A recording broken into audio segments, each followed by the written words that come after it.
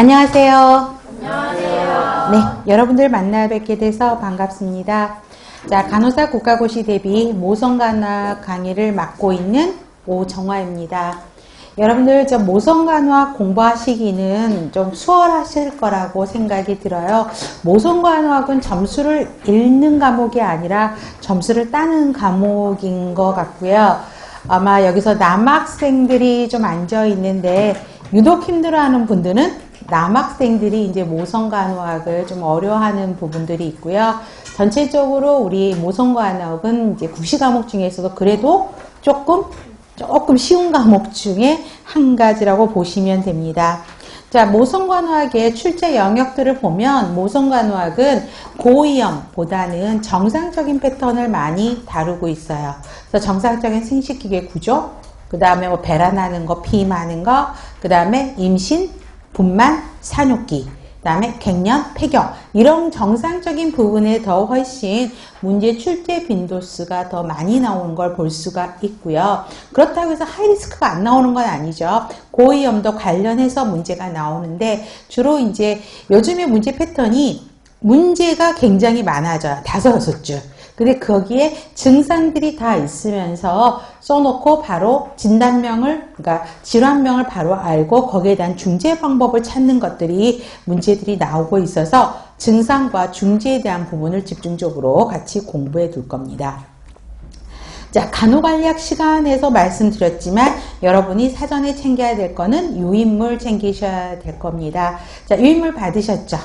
네, 여기도 마찬가지입니다. 기본 개념들은 다 정리가 된 상태에서 또 중요한 부분들을 콕 집어서 OX 문제 형태로 문제를 만들어 드렸기 때문에 이 부분은 여러분들이 자기 걸로 하는 과정을 이제 제시하는 거는 저 역할이고요. 여러분이 자기 걸로 만드는 거는 여러분들이 하셔야 될 일인 것 같습니다. 그래서 그런 OX 문제를 통해서 중요한 부분을 다시 한번 점검하고요. 여러분들이 마지막으로 정리하는 데 도움이 되셨으면 좋겠습니다.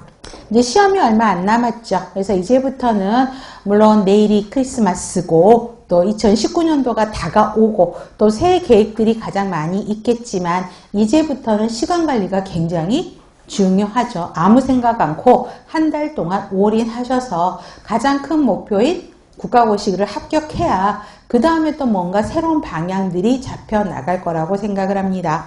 자, 여러분들이 간호사 시험 합격, 그죠? 간호사 면허 획득이라는 궁극적인 목표를 달성할 수 있도록 여러분들을 많이 도와드리고자 합니다. 자, 그러면 우리 모성간호학은 재미있게 한번 시작을 해볼게요. 네, 재미있게 했더니 표정이 벌써 썩소를 짚고 들어오시는 분이 계시는데, 자, 페이지 91페이지 모의고사 1회입니다. 자, 1번 여성건강간호의 목적에 대한 설명으로 가장 알맞는 거. 자, 1번부터 우리 그러면 이렇게 답을 찾기는 아직 힘드니까 1번부터 OX로 가볼게요. 1번 O예요, X예요? 자, X예요. 인부, 신생아, 가족이 임신과 출산으로 인한 새로운 병환에 잘 적응하도록 돕는다고 했는데 인부뿐만 아니라 신생아, 그 다음에 남편까지도 포함을 해야 되는 것입니다. 그래서 틀린 거고요. 2번은 O예요, X예요? X. 왜 X요? 질병에만 포커스를 맞추면 안 되죠. 사춘기, 초경, 사춘기, 폐경에 대한 질병만 갖고 접근을 안 되고 사춘기에서부터 폐경기까지의 가족적인 사회문화적인 맥락에서 가족중심, 여성중심적 접근법으로 하셔야 되고요. 3번 성특성을 중심으로 출산기에만 초점을 맞추는 게 아니죠. 사춘기에서부터 폐경기까지. 4번이 답이죠. 여성 입장에서 이해하는 여성중심 접근법. 이 말이 많이 나오고요. 또 나오는 게 가족중심 접근법입니다. 여성 스스로 자신의 건강 문제를 조정하는 능력을 갖도록 하는 것. 자, 그렇게 해서 보시면 되겠고 5번은 당연히 틀렸죠. 생식기관 기능에만 포커스를 맞추는 거니까 이거는 바로 보셔도 X 이렇게 하셔도 됩니다. 2번 여성의 외음부 기능과 구조에 대한 것이죠. 외생식기에 대한 겁니다. 1번은 바르톨린 셈이라고 설명을 하고 있는데 자, 1번 닭가지항은 어떤 거에 대한 설명이죠? 셈이에요. 외생식기에 있는 셈. 그 다음에 요도구 바로 안 양측에 있고 액체에 분비해서 윤활 역할을 하는 거는 바르톨린샘이 아니라 스킨샘에 해당하는 것이죠. 자, 지금 요도구 안쪽이라 그래서 스킨샘이에요. 바르톨린샘은 질구 안쪽이에요. 그 차이네요. 당연히 샘이니까 분비물은 분비하죠. 그 다음에 남자의 음경에 해당하는 거. 자, 여성 생식기와 남성의 생식기하고 같은 역할을 하는 게 찾아보는 게 가장 기본적인 문제예요. 음경에 해당하는 부위, 그 다음에 예민하고 성적 흥분시 발기하는 기관, 음핵이죠. 3번, 남성의 음낭과 같은 기관, 같은 역할을 하는 기관, 음낭, 대음순이죠. 그 다음에 대음순이기 때문에 치구에서 회음부까지, 그쵸? 양측 앞뒤로 길게 뻗은 두꺼운 피부 주름, 대음순. 4번, 성적 흥분 시 다량의 알칼리성 점액을 분비하고 정자 보호하고, 알칼리성이기 때문에 정자를 보호하죠. 산성은 정자를 죽이는 거잖아요. 그렇기 때문에 보시면 되고, 질내를 윤활하게 하여, 중요한 건 질 양 옆에 있대요. 그러면 아까 뭐라 그랬죠? 바르톨린샘인 거죠. 답은 4번이요. 자, 첫번 성교나 탐폰 등에 의해서 파열되는 거는 천여막 맞죠? 근데 답이 4번인데 5번은 틀렸네요. 그럼 어디가 틀렸을까요? 경막 안쪽이 아니고 질 입구 쪽이죠. 그래서 앞에 경부 안쪽 이게 틀린 거고요. 주로에서부터 뭐고 천여막이다. 이건 맞는 거죠. 자, 유인물에 외생식기에 박스로 넣어놨어요. 자, 여기서 선택해서 쓰세요. 자, 인균의 좋은 은식처로 임질에 감염된 여성의 환웅의 원인이 되는 곳은 바르톨린샘. 그 다음에 2번은 바로 나와야 되지. 천여막. 3번 발기성 조직 자금에 민감하다. 음핵. 음낭과 같은 역할을 하는 거 대음순. 요도와 같은 역할을 하는 거 소음순. 음경과 같은 역할을 하는 거 음핵. 그 다음에 마지막 요도 항문 질 수축을 돕고 태아가 만출시 늘어나고 납작해지면서 손상을 잘 받는 부분 폐음체죠. 폐음체. 3번은 배란에 대한 문제입니다. 그래서 배란은 항상 기본으로 나오는 문제예요. 자, 배란을 하면 경관 점액의 폐하가 산성이에요? 약알칼리성이에요? 약알칼리성으로 변하죠. 배란이 배란 시에 출혈이 복막을 자극하여 복통을 유발한다. 맞죠? 그래서 여러분 약간의 복통이 유발돼 가지고 여러분들 중에 배란하면 아시는 분들이 좀 있어요. 자가 증상으로 느끼시는 분들이 계세요. 2번이 맞고요. 자, 배란하면 기초 체온은 상승하죠. 하강하는 게 아니라 저온 상태에서 배란하게 되면 고온 상태로 올라가게 되죠. 그 다음에 배란하면 질 분비물의 양은 많아지죠. 그 다음에 농도가 진해지면 정자가 못 지나가요. 그러니까 어때요? 농도가 묽어져야 되죠. 그래서 양이 많고 묽어진다가 맞고요. 자궁경관 점액의 점성도는 떨어져야지 정자가 지나가잖아요. 점성도가 진하게 뭉쳐있으면 꽉 채워졌으면 정자가 못 지나가죠. 그래서 점성도가 저하되고 견사성은 늘어나는 정도죠. 증가하는 것이죠. 그래서 1번부터 5번까지 항목 꼭 기억하셔야 돼요. 배란에 관련되는 거 정의하셔야 되고요.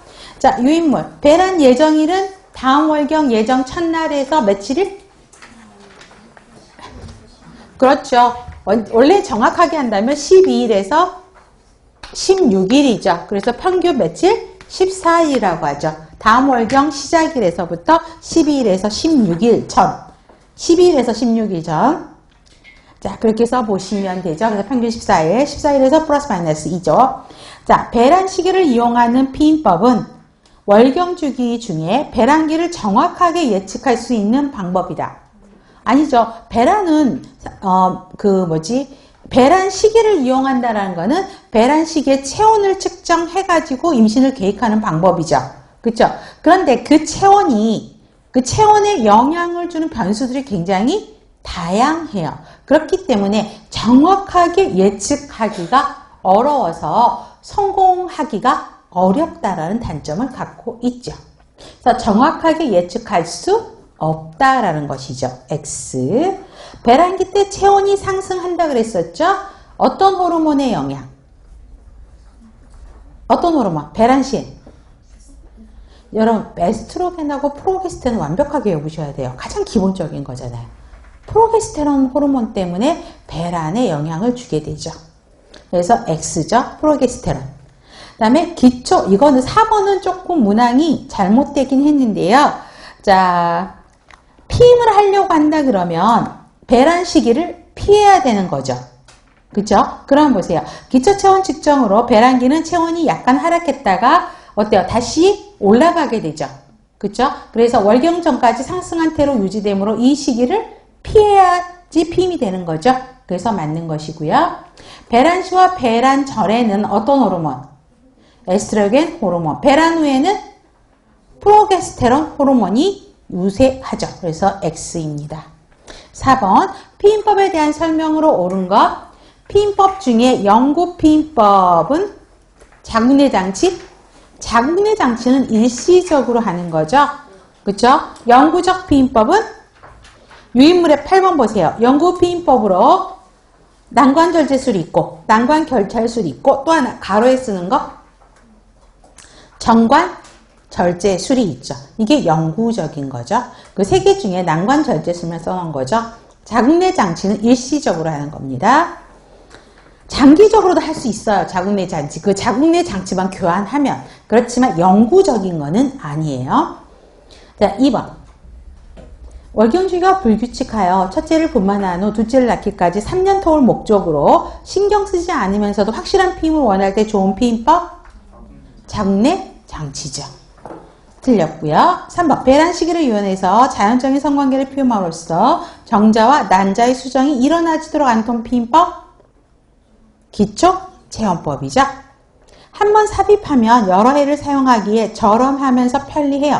그런데 부작용으로 출혈, 골반염증을 유발할 수 있는 것은 자궁내 장치죠. 배란기의 분비량이 많고 배란기에는 분비량이 많아지고 묽고 견사성이 증가한다. 점성도가 약화된다는 바로 앞에서 풀었어요. 그쵸? 이걸 그만큼 꼭 알아야 된다는 이야기예요. 그런 걸 고려하여 배란 시기를 측정하여 피임하는 방법은 경관점액 관찰법인 거죠. 그래서 답은 5번이에요. 자, 그러면 피임법 보세요. 유인물. 배란 시기를 맞춰 피임하는 방법 중 난자와 정자의 수정을 맞는 방법은 월경주기법. 자, O예요? X예요? O죠. 그쵸?